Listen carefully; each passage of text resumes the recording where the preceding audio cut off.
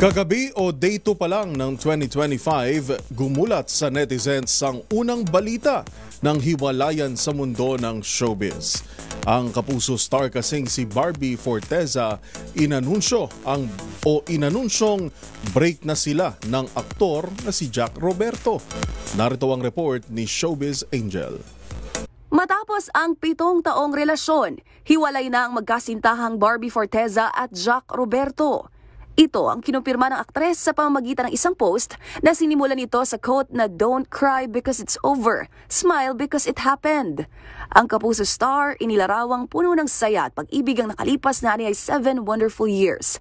Ngunit minsan, may mga bagay daw na nagtatapos para magbigay daan sa mas magandang bagay. Hindi na idinetali ni Barbie ang dahilan ng kanilang breakup. Sa huli, nagpasalamat ito sa pagmamahal sa kanya ng dating kasintahan at nagpaabot ng mensaheng "Beautiful Goodbye, Jack."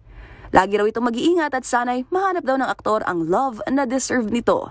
Sa ngayon ay wala pang inilabas na pahayag si Jack Roberto tungkol dito. Magunita na last December 2, present pa si Barbie sa birthday celebration ni Jack Roberto. Para sa MBC TV Network News, ito pang yung Showbiz Angel ng DZRH TV, una sa Pilipinas, una sa Pilipino.